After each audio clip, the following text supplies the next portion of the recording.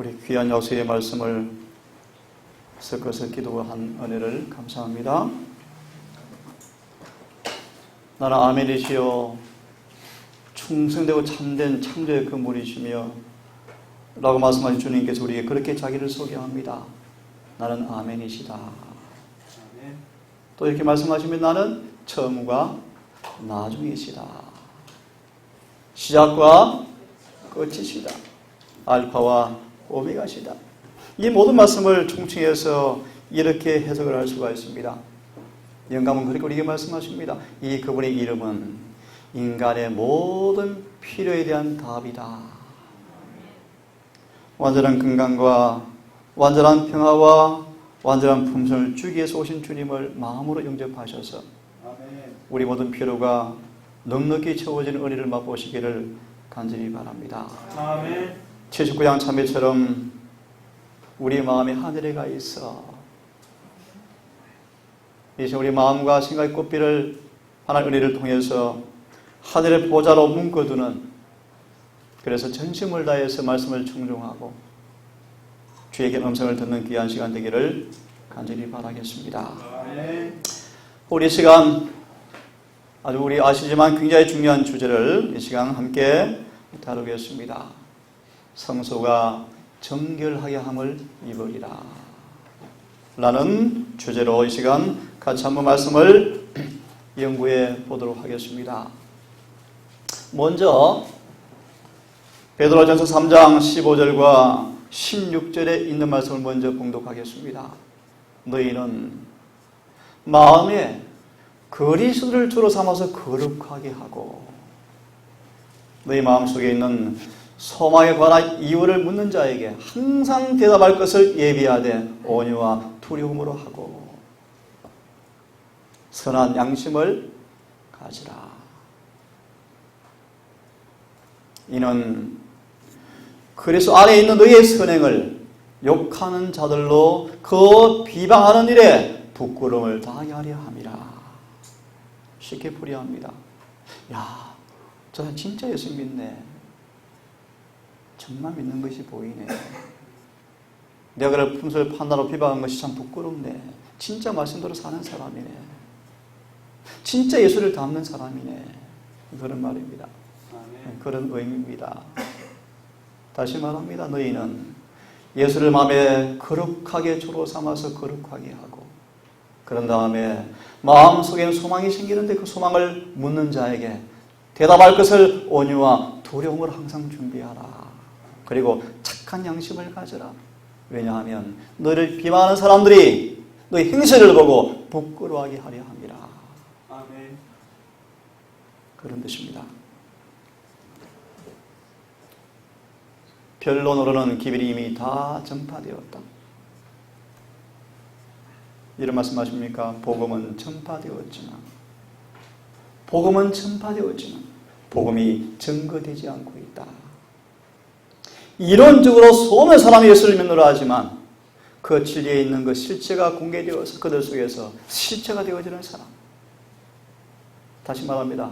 성경은 전파되었지만 성경대로 사는 사람들이 거의 없다. 그런 뜻입니다. 다시 말합니다.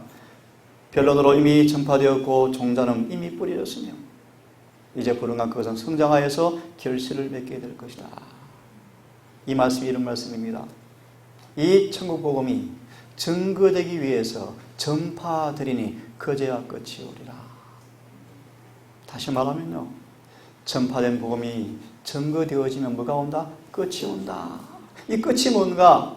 성경을 인용하지 않았습니다. 이 끝을 암시하면서 15절에 중요한 말씀이었어요. 너희는 선지자 다니엘이 말한 바 멸망에 가증한 것이 거듭 관계에서 선 것을 볼 때가 올 것이다 라고 15절을 바로 언급합니다. 무슨 말인가? 요약하고 넘어가야겠습니다. 14절 이하에 보시면 이런 말씀이요, 암시합니다. 이 천국 복음이 다 변론으로 전파되어서 종자는 뿌려졌는데 이제 열매가 거둘 때가 올 것이다 라고 말씀하시면서 끝이 온다? 이 끝은 뭘 암시하는가? 멸망이 가증한 것이 있을 것입니다. 조사심판이 행해질 것입니다. 은혜 시간이 끝날 것입니다. 그 다음 구절에 쭉 해석해 보시면요. 그럼 뭐가 온다? 끝이 온다. 한마디로 추수 때가 온다. 재림이 온다. 그런 뜻입니다. 다시 강조합니다. 기별은 전파되었습니다. 변론으로 다 전파되었습니다. 불언간 우리 앞에 멸망의 가정 것이 거룩한 곳에 선 때가 올 것입니다. 핍박이 올 것이고요. 수많은 사람들 흔들어 나갈 것이고요. 그때 5절에 아까 본 말씀처럼 깜깜한 밤중이 되었을 때 별들이 등장할 것입니다. 그때 늦은 비가 올 것입니다. 그들을 통해서 마지막 복음이 증거될 것입니다. 또 증파될 것입니다. 그때 수많은 사람들이 증거되는 기형을 갖고 나올 것입니다. 추수가 되어 나올 것입니다. 이런 말씀이 쭉 연결되어 있습니다. 자, 이걸 기초로 하셔서 오늘 우리 본문의 성경 구절입니다. 그가 내게 이르되 2300주야까지는 그때 성소가 정결하게 함을 입으리라. 오늘 성경 본문입니다.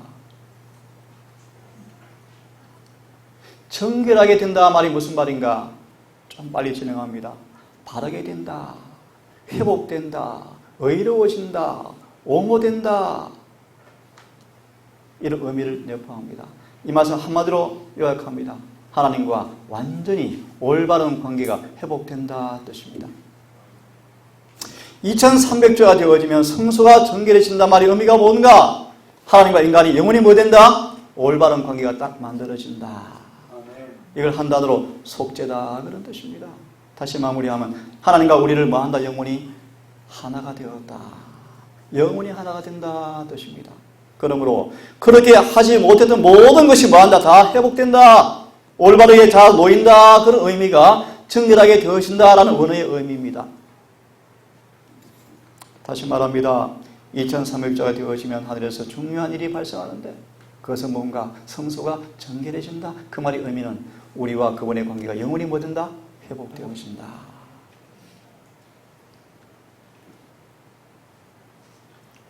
이 의미를 좀 더 깊이 말씀을 드립니다.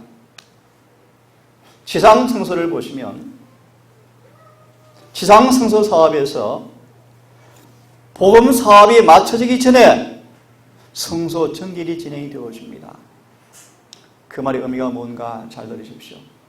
복음을 들은 사람들의 삶 속에서 그 일이 먼저 이루어져야 한다. 다시 말하면 지상 성소 사업을 보시면 성소 정결 사업이 있는 것이 보여지는데 그 성소 정결 사업은 복음 사업이 맞춰지기 전에 이루어지는 사건인데 그건 뭘 의미하는가? 복음의 초청을 들은 사람 속에서 그 일이 먼저 이루어지는 것을 의미하는데 이걸 뭘 시사하는가?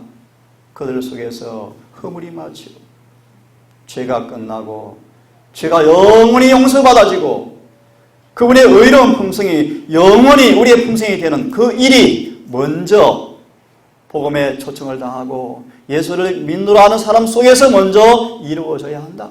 아멘. 그래서 모든 성결한 사람들이 먼저 정결함을 입어야 성소가 정결해진다. 그런 말입니다. 아멘.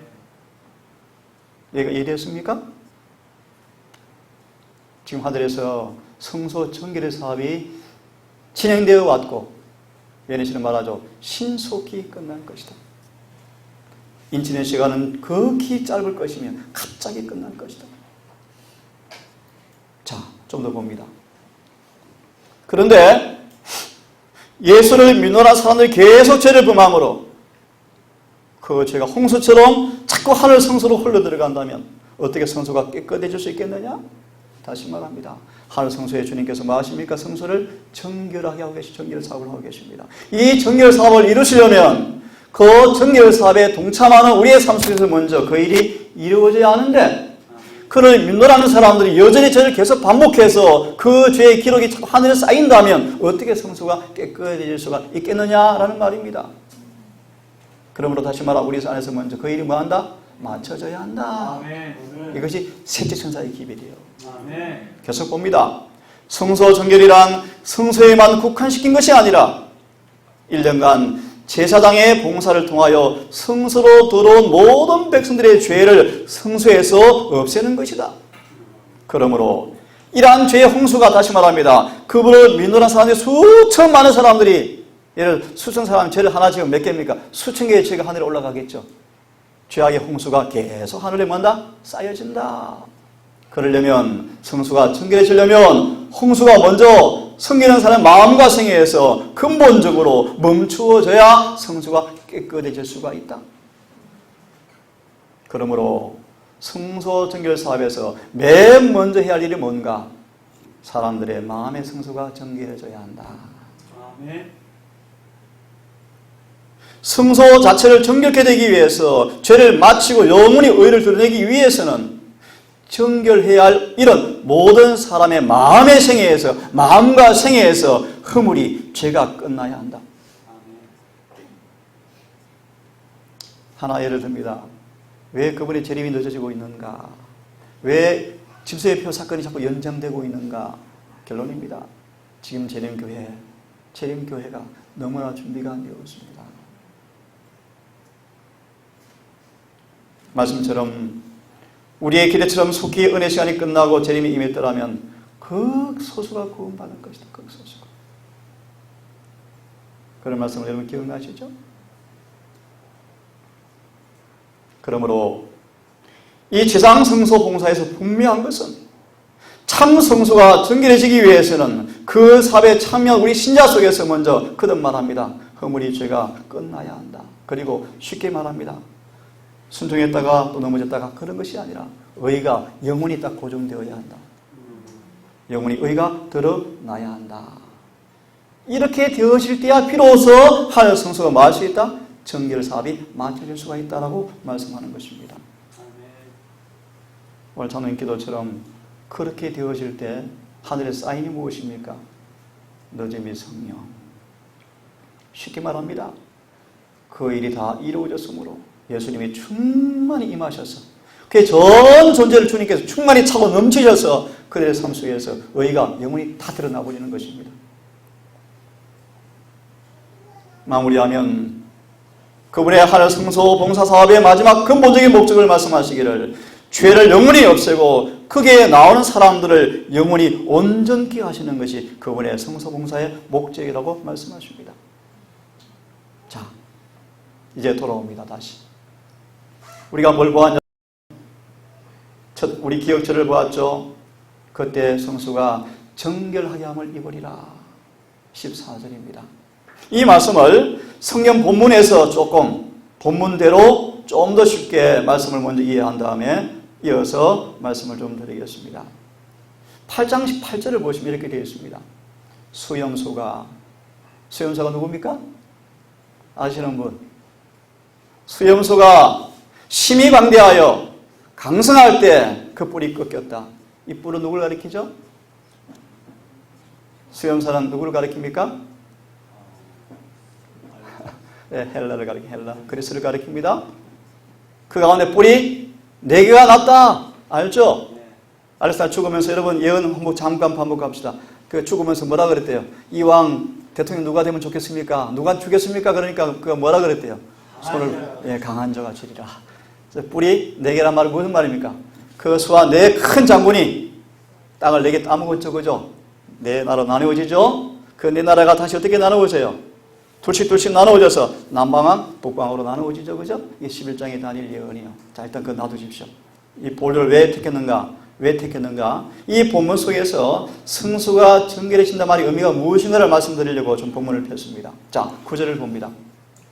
그중 한 뿔이 작은 뿔 하나가 돋아나서 남편과 동편과 어디를 특별히 영원한 땅을 향하여 심히 커지더라. 쉽게 말합니다. 하나님 교회마저도 이 뿔이 다 괴롭히더라. 지배해버리더라. 그것이 심지어 하늘 군대까지 커져서 그 군대와 별중에 몇철 땅에 떨어뜨리고 짓밟고 군대를 대적하고 제사를 폐하여버리고 성소를 헐어버렸다. 왜 그런가? 12절. 그것은 바로 당시를 민노란 사람들이 계속 죄를 범하고 살기 때문이다. 성소가 더러워지고 그래서 성소는 다 짓밟힘 당하고 진리는 땅에 떨어져 버렸다. 이것이 12절의 말씀이에요.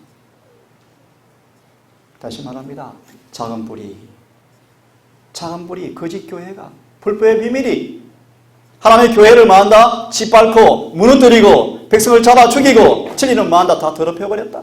왜 그런가? 그것은 주님을 섬기노라는 사람들이 성소를 더럽혔기 때문이다. 이 그런 말씀이에요. 됐습니까? 13절. 이제 계시가운데 묻습니다. 내가 들은 적 거룩한 자가 말하더니 다른 거룩한 자가 말하는 자에게 묻기를 그러면 매일 드리는 제사와 망하게 하는 죄악에 대한 일이 언제 성소와 백성이 내어준 바 된대. 그래서 짓밟을 때가 언제까지 계속 그렇게 되겠습니까? 다시 말합니다. 사단이 교회를 짓밟고 백성을 다 죽여버리고 진리는 다 더럽혔습니다. 계속 그렇게 더럽히고 있습니다. 언제까지 그렇게 되겠습니까? 2300주야까지니 그때 그 일이 끝난다. 무슨 뜻입니까? 결론만 짓겠습니다. 간단하게. 우리가 범죄하면, 우리가 죄를 지으면 마귀가 이런 표현 들어보셨어요? 우리 마음은 사단이 거처하는 집이다. 우리 자아는 사단이 우리를 만나는 그의 장소가 자아다. 다시 말합니다. 우리의 마음이 자아가 늘 마귀한테 빼앗기므로 우리 마음은 이런 표현이 있습니다. 마귀가 마음대로 뜨고 앉는 비행장이 되어버렸다. 주여 언제까지 그 일이 이루어지겠습니까? 2300조가 되어지면 성소가 정결해진다. 한마디로 말합니다. 당신의 백성들이 모든 죄에서 정결해지면, 모든 죄에서 깨끗해지면 더 이상 그런 일이 없다. 이게 본문의 의미입니다.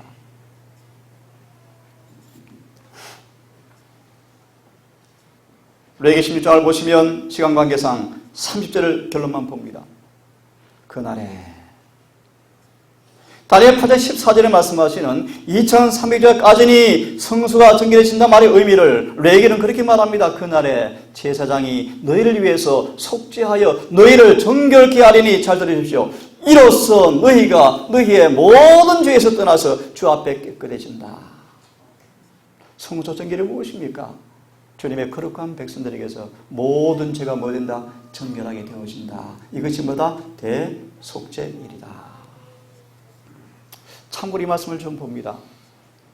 참고로 방금 우리 얘기를 보았습니다. 다니엘서를 보았습니다. 참고로 보십시오. 구약과 신약 사이에 뭐는 있을 수가 없다? 대립은 있을 수가 없다. 예를 들면, 다시 예를 듭니다.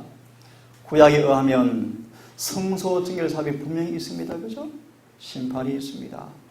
예수님은 시간과 할당된 장소에서 정확하게 그분의 사업을 이루고 계셨고, 이루어 오셨고, 이룰 것입니다. 그런데 이분에 의하면 그렇지 않다. 십자가에서 단번에 모든 것이 끝나버렸다. 그렇지 않습니다. 구약 성경과 신약은 절대로 다를 수가 없습니다. 완전한 조화 통일입니다. 구약에 말씀하신 말씀 그대로가 신약에 그대로 이루어질 것입니다. 아멘. 자, 그 말씀을 드리려고 인용을 조금 폈습니다. 구약과 신약 사이에 일치하지 않는 것은 아무것도 없다.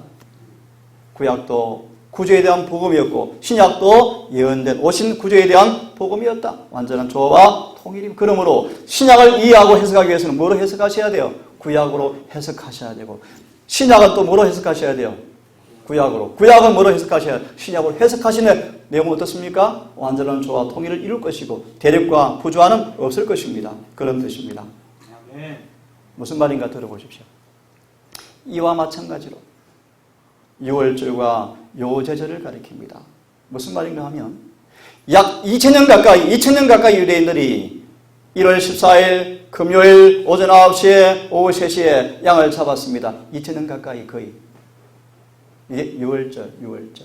예수님께서 유대력으로 그날, 그 달, 그 시간, 그 요일에 정확하게 유월절에 죽으심으로 그것이 이루어졌다. 유월절을 3일 지난 다음 처음 익은 곡식에 추수를 하여서 3번 흔들어서 요제로 드린 사건처럼 예수님은 구약에 말씀하신 그대로 요제절에 부활하셨다. 아멘. 이것처럼 들으시죠. 이것처럼 재림에 관한 표상도 그 상징적 봉사가 지적한 시기가 되어지면 성취되고 말 것이었다. 놀랍죠? 6월절, 요제절, 뭐가 있습니까? 그 다음 오순절, 그 다음 뭐가 있습니까? 나팔절, 대속제일, 장막절. 지금 우리 어디 시기에 살고 있다고요? 근데 이분은 말하기를 대속제일이 없다. 지금은 바로 장막절이다. 말이 안 되죠. 십자가 죽으심으로 이미 장막절이 시작되었다. 재림교인 불쌍하다. 지금 대속제일이냐? 정말의 말씀 끝났다. 아니요. 지금은 대속제일이요. 아멘. 대속제일이요. 대속제일 다음에 뭐가 옵니까? 장막절이 와요. 장막절이. 장막절이 뭘 가리킬까요? 예수의 재림과 하늘의 성천을 가리켜요. 아멘. 성경은 정확합니다. 아멘. 구약과 신약 같은 목소리입니다. 근데 구약은 이렇게 말씀을 이분은 다르게 해석하세요. 전혀 맞지 않죠. 지금은 대속죄의 마지막 자락에 서 있고 예루살렘 보세요.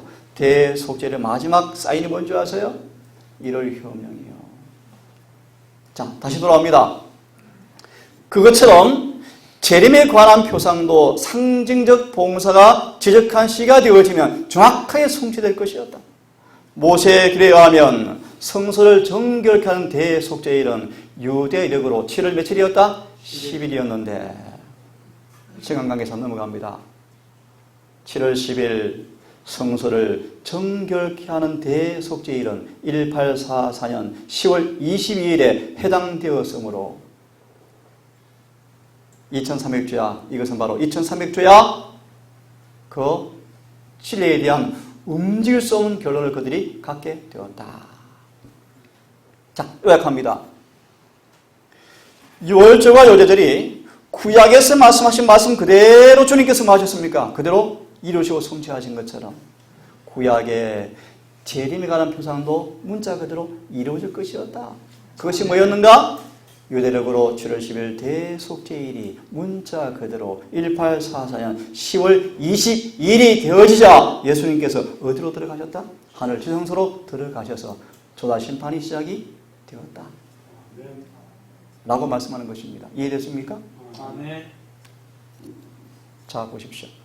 1800년 동안 이분은 그럽니다. 이것은 화이시 거짓 선지자였다. 잘못된 것이었다. 예수님은 십자 죽자마자 지성소 바로 가셨고 끝났다. 화이스를 가리켜서 1888년 전에는 거짓 선지자였다. 성경은 예수님은 말합니다. 구약은 말합니다. 예수님은 매일의 봉사를 하셨습니다.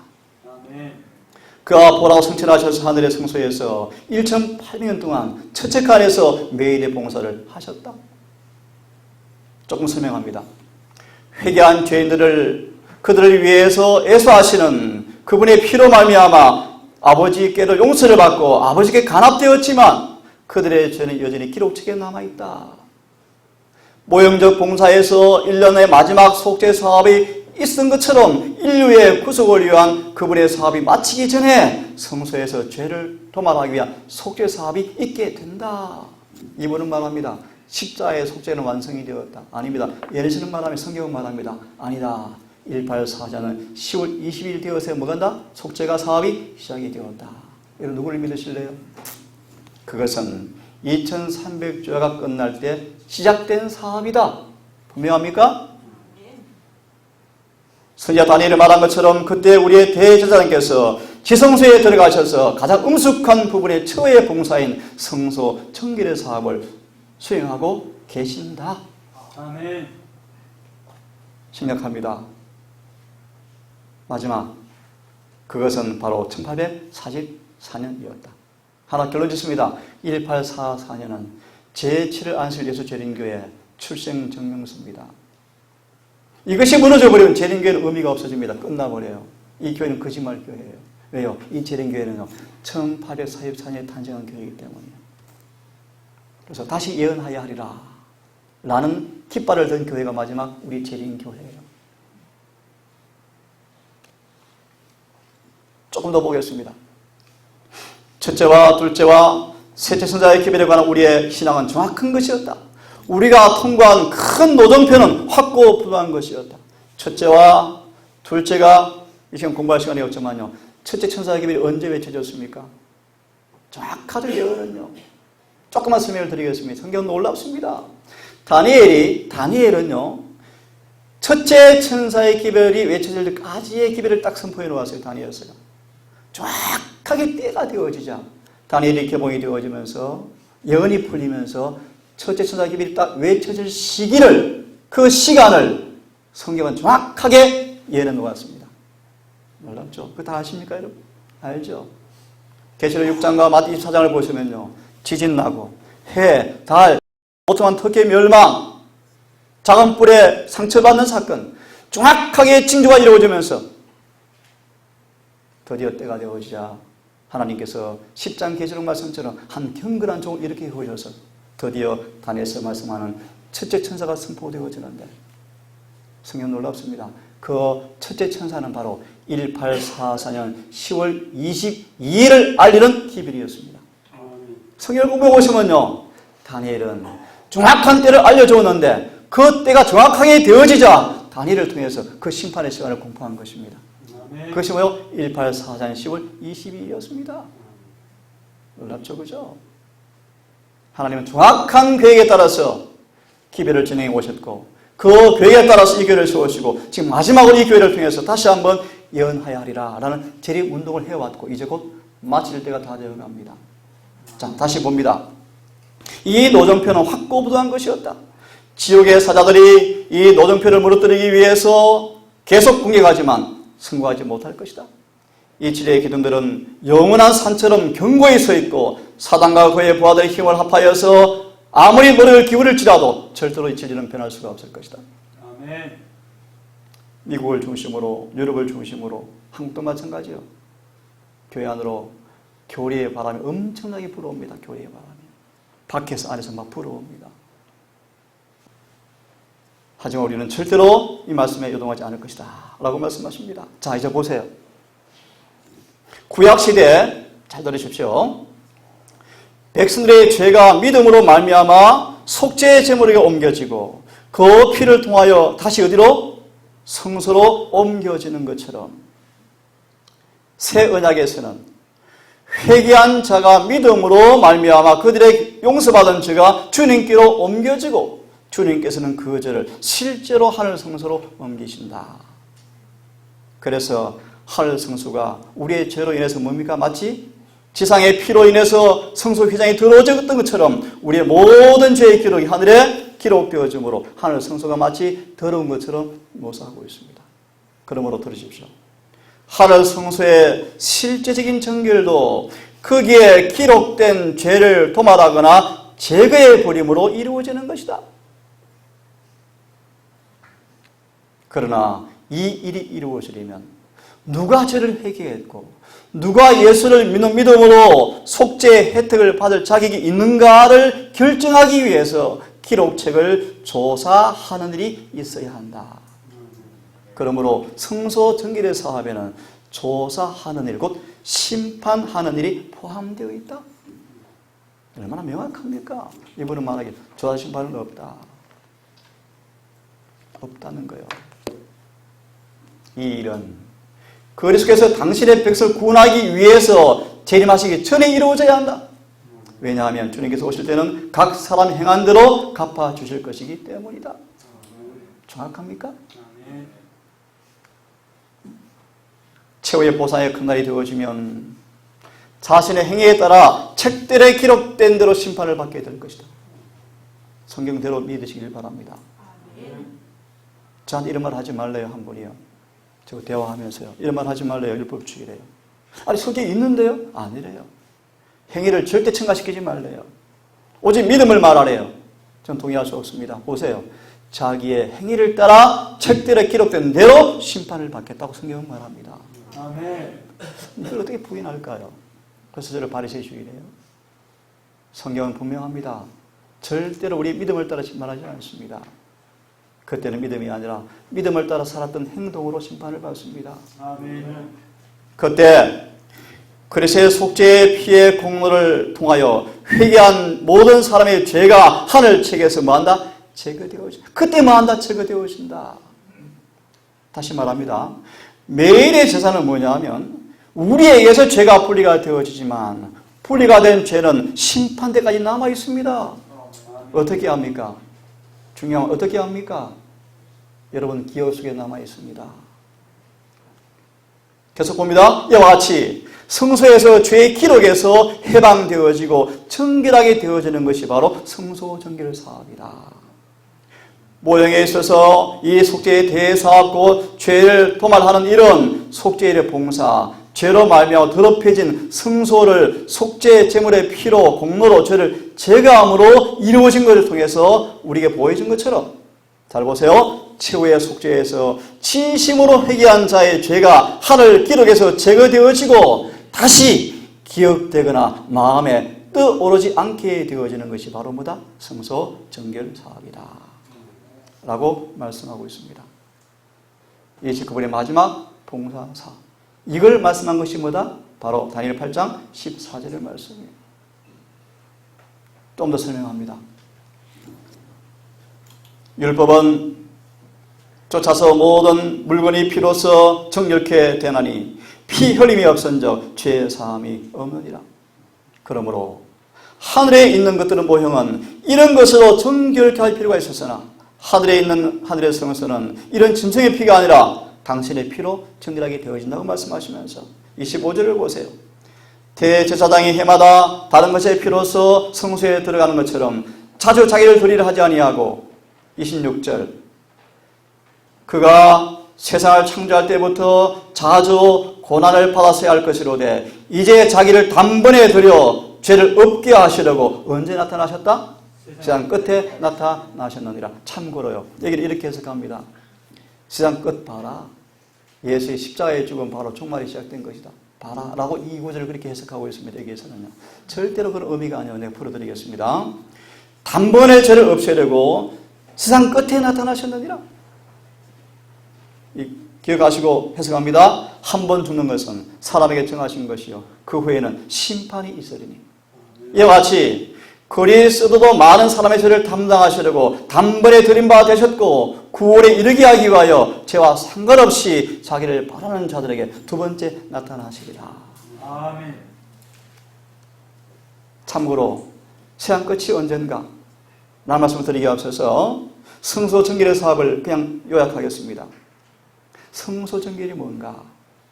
간단히 말합니다. 섬기는 자들이 영혼이 깨끗게 되어서 더 이상 죄가 자각되지 않습니다. 다시 말합니다. 성소가 정결해지면 정결함 받은 사람 속에서 더 이상 죄가 떠오르지 않습니다. 죄가 자각되지 않습니다. 왜 그렇습니까? 죄가 도말되었기 때문입니다. 아멘. 이게 뭐다? 히브리 10장의 성소 정결 사업이에요. 그러면 좀 전에 말씀하신 부분을 좀 설명을 더 드리고 결론을 짓고 마무리하겠습니다. 예수님께서 우리를 모든 죄를 없게 하시려고 세상 끝에 오셨다라는 말씀하셨는데 그 의미가 무엇인가를 말씀을 좀 드리겠습니다. 히브리 1장의 말씀이에요. 옛적에 선지자들로 여러 부분과 여러 모양으로 우리 조상들에게 말씀하신 하나님께서 2절을 보세요. 이 모든 날 언제? 마지막에. 또 다른 이 모든 날 끝에 아들로 우리에게 말씀하셨으니. 다시 보세요. 구약에 여러 부분과 모양으로 계속해서 주님의 대리자 종들을 통하여 계속해서 말씀을 해오신 그분께서 이 모든 일의 마지막 날에 그분이 직접 오셔서 말씀하셨다 그런 말입니다. 아멘. 이걸 성경 말하기를 이 모든 날 마지막 날이다. 마지막 때라고 말씀한다. 이게 무슨 뜻일까요? 성경으로 풀이합니다. 마태 11장 13절 14절의 말씀이에요. 모든 선지자와 율법이 예언한 것은 언제까지다? 요한까지다. 이게 히브리 1장 2절의 말씀이에요. 다시 말합니다. 예수님은 세상 끝에 오셨다. 무슨 말인가? 아담부터 계속해서 주의 종들을 통해서 말씀하신 그분께서 요한을 뭐로? 끝으로 그분이 오셨다. 그런 말이에요. 이 구절은 날씨를 가리킨 단어가 절대 아니에요. 절대로 아니에요. 왜 말씀드리는가? 이분은 말합니다. 십자가는 바로 말세가 시작이 되었다. 봐라, 끝에 오셨다. 아니에요. 말세는, 성경상 말세는 1798년이 되어서야 시작이 되었습니다. 맞나요? 이게 재림교 이정표요. 오전에 말씀드렸죠. 아침에 이정표를 뭐하지 말라? 헐지 말라. 재림교회가 걸어온 길은 정확합니다. 누구도 바꿀 수가 없어요. 그것이 바뀌어지면 재림교회는 없어져 버려야 돼요. 핀 한 핀도 뽑을 수가 없어요. 이 재림교회 우연히 생기는 교회가 아니에요.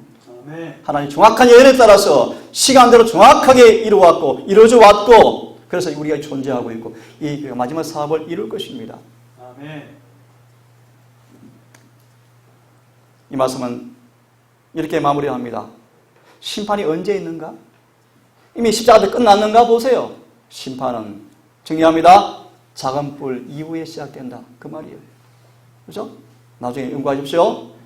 작은 뿔이 뿔로 치박죠. 그죠? 백성을 괴롭히고 떼아복을 변개시키고 성소를 더럽히고 한다. 그때 하나님께서 뭐 하시는가? 10절 심판을 베푼다. 정확하지 않습니까?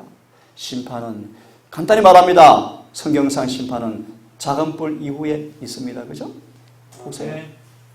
책들이 피했는데 심판을 베푸는데 책들이 펴놓여 있더라. 11절 그 이후의 결과로 작은 뿔이 죽임을 당하더라. 그죠? 13절 예수님께서 하늘 지성소로 들어가셔서 심판이 시작된다는 말씀입니다. 불이 강처럼 흘러나와서 그 앞에 나오는데 심판을 베푸는데 책들이 펴놓였더라. 그죠? 예수님께서 중보자로 나아가시는 장면입니다. 심각합니다. 그러나 심판이 시작된 자 그는 권세를 빼앗기고 끝까지 멸망할 것이요. 이 말의 요지가 뭔가? 심판은 정확하게 십자가가 아니라 유대력으로 정했던 것 심판의 때가 되어지자 정확하게 심판이 시작이 되었고 그 일이 지금 하늘에서 뭐합니까? 진행되고 있습니다. 이것이 바로 성소 정결의 사업이에요. 자, 이 말씀은 넘어가고요. 시간이 없으니까요. 성경질이 꽤 많지만 넘어가고 한두 구절만 보고 제가 마치겠습니다. 이 말씀 좀 보세요. 나는 신실한 사람들이 기대했던 시간에 주님을 뵙지 못하게 되자 몹시 실망하는 것을 나는 보았다. 이것이 어디 나옵니까? 입에는 달았지만 뼈는 썼더라. 계시록 10장의 말씀. 아니 왜 안 오셨지? 잘못되었나? 그래서요. 5만 명 가운데 한 50명 남고 다 잘못되었네. 그래서 생긴 교회가 나라가 뭔가 제7일 안식의 교, 재림교, 하나님의 교 많이 생겼어요. 그 당시에. 하지만 보십시오. 당신의 백성들에게 미래를 감추시고 그들의 결정의 지점에 서게 하는 것이 하나님의 경륜이었지만 보세요. 그리스도의 재림에 관한 정한 시간이 전파됨이 없이는 하나님의 계획이 이루어질 수가 없었다. 무슨 말이요?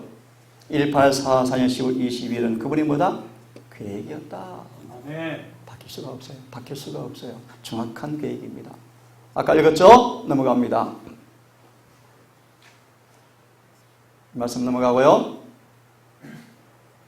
그래서 별이 떨어져서 오토만 천기가 멸망하고 드디어 예수님께서 하늘의 성소에 들어가셔서 심판이 시작된 모습을 쭉 말씀하시는데 이 부분을 드리고 마치겠습니다.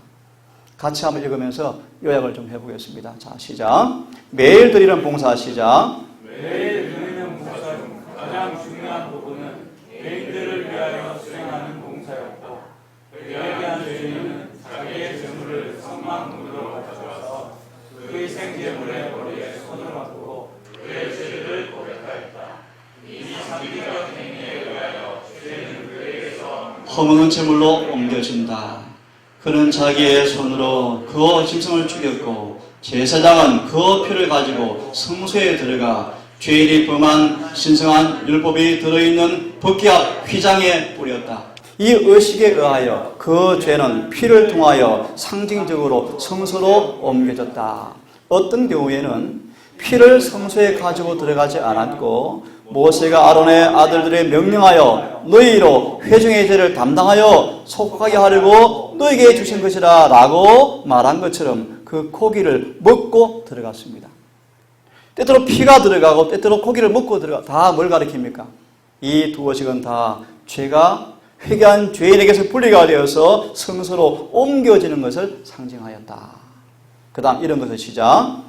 이런 것은 연중, 매일의 봉사였다. 계속 이와 같이 이스라엘의 죄가 성소로 옮겨져 성소가 더럽게 됐으므로 이 죄를 제거할 특별한 일이 필요하게 되었다. 하나님께서는 성소와 지성소의 각 칸을 위하여 속죄하라고 명령하셨으며 제단에 대해서도 이스라엘 자손의 부족에서 칸을 정결케 할 것이요 라고 하셨다. 제가 있습니다. 그래서 1년에 몇 번? 한 번. 우리로 하면 언제 지금? 1844년 10월 22일. 대속죄의 대제사장은 성소를 정결케 하기 위해서 지성소로 들어갔다. 지성소에서 거행된 이 봉사로 연중 일체 모든 봉사가 이제 완결되어진다. 아멘. 그럼 누가 오십니까? 예수님이 이 땅에 재림할 것입니다. 그래서 1년 동안 드린 제사를 통하여 속죄의 제를 통하여 죄인을 대신해서 대체물이 간합되었지만 그 희생제물의 피가 죄를 완전히 속죄하지는 못했다. 근데 이분은 이미 다 속죄했다. 다만 죄가 성소로 옮겨지는 방편을 제공한 것뿐이었다. 피를 흘리는 제사로 죄인은 율법의 권위를 인정하고 자신의 범죄를 시인하고 고백하면서 그분께 대한 믿음을 표명하였다. 하지만 마무리합니다. 율법의 선고에서 완전히 해방된 것은 아니었다.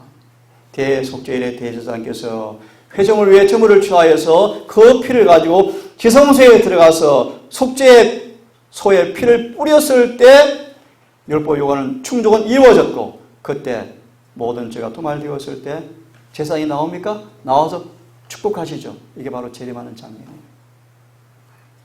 마무리하려고 제가 끝냈습니다. 끝냈고요. 이런 부분도 하나 보면 좋겠는데, 우리 같이 읽습니다. 자, 우리 구체적으로 빨리 시작. 우리의 대제사장으로서 당신의 사업을 시작하시기로 되어 있었다. 어디에 들어갔을까요? 어디에요? 지성소. 아니요, 지성소가 아니에요. 보세요. 그리스도의 봉사가 읽으십시오. 그리스도의 봉사가 두 큰 부분으로 구성되어서 하늘 성소에서 각 봉사마다 일정한 시간을 차지하고 구별된 장소를 가지고 있는 것처럼 그분도 성천하시고 어딜 갔다? 보세요. 성천하신 후에 하늘 성소 매일의 봉사에 들어가셨다. 그런 다음 그분의 피는요, 이제 두 번째 성소에 들어가셔서 뭐 하신다? 죄를 제거하는 최후의 속죄 봉사를 하고 계신다. 이게 그런 말입니다.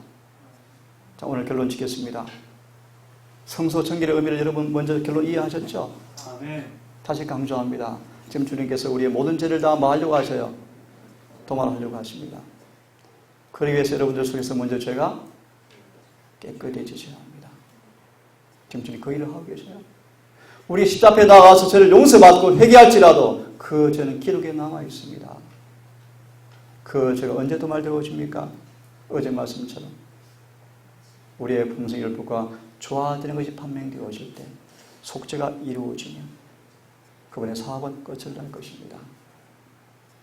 사랑하는 동상 가족 여러분, 이 엄숙한 성소 정결의 거룩한 사업에 여러분 정직하게 참여하셔서 그분의 피가 우리를 모든 죄에서 깨끗게 하시는 그분의 사역이, 효능이 여러분의 경험되어지기를 간절히 바랍니다. 아멘. 오늘 말씀의 요제는 이런 같은 생각일지 모르지만 차지 일어난 여러 일들을 바라보면서 여러분 다시 한번 이 진리가 얼마나 분명한 진리인가를 다시 확인하시고, 더 놀라운 사실은 여러분의 그 경험으로 들어가지 아니하면 우리 모두 잃어버린 바 될 것이기 때문입니다.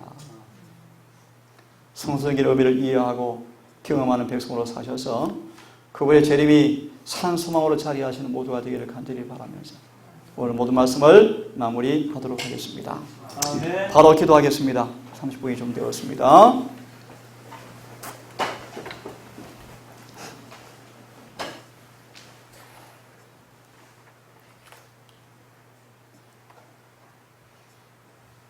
하늘에 계신 아버지,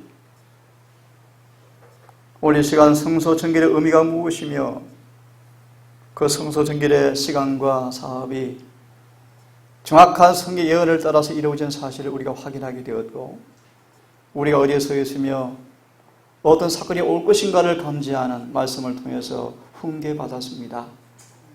아버지, 망각하지 않게 하시고 잃어버리지 않게 하시고 깨어서 기도하는 것이 우리의 호흡이 되게 하시고 습관되게 하시고, 하늘 성소 봉사 참여하시는 주님의 사역에 늘 마음과 생각을 묶어들여서 함께 조화되는 삶을 살 수 있도록 인도해 주셔서 아멘. 그렇게 원하시는 성소정결의 사업, 우리 안에 죄가 끝나는 그 영원한 복음의 사업이 우리 모두의 경험 속에서 이루어지게 해 주시옵소서. 아멘. 그러하여 할진대 어떠한 사람들이 마땅한지 다시 한번 깨닫게 하시고 날마다 예수의 살과 피를 먹고 마시는 경험을 통하여 예수와 하나가 되어지는 경험을 통하여 그 죄가 이겨지고 극복되어지고 우리의 품성이 주님의 품성으로 화하는 경험을 통하여 속죄의 사업이 기쁜 복음으로 와닿게 인도해 주시옵소서. 아멘. 오늘 남은 모든 시간과 해가 지도록 모든 시간까지 우리를 이끄셔서 거룩한 여호와를 거룩한 마음을 가지고 잘 교제함으로 오늘도 주님을 닮는 하루가 될 수 있도록 인도해 주시기를 우리를 사랑하시는 예수님의 이름 의지하여 감사하며 기도 올리옵나이다.